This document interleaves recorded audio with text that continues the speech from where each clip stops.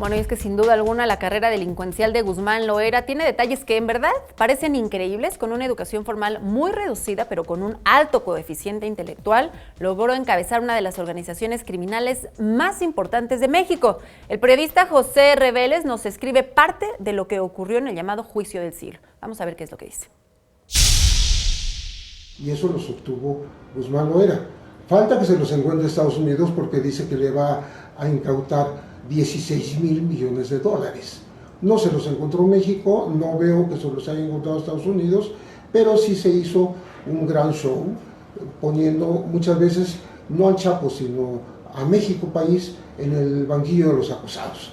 Porque nosotros somos los corruptos, aquí se puede sobornar a un presidente con cientos de millones de dólares, hay la posibilidad de traficar por túneles, por ferrocarriles, submarinos, barcos, por todo tipo de transporte y todo tipo de drogas.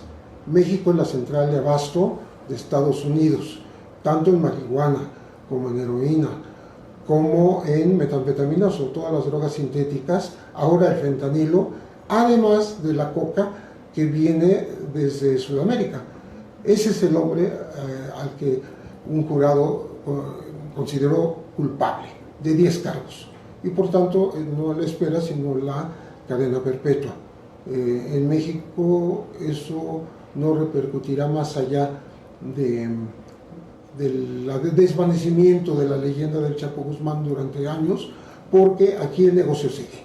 El cártel de Sinaloa está tan fuerte como siempre, exporta como siempre y tiene ganancias como toda la vida, pese a la desaparición, pese a la muerte, pese al encarcelamiento y pese al ocultamiento del ahora único líder, que es Ismael El Mayo Zambada, único líder tradicional. Muchas gracias.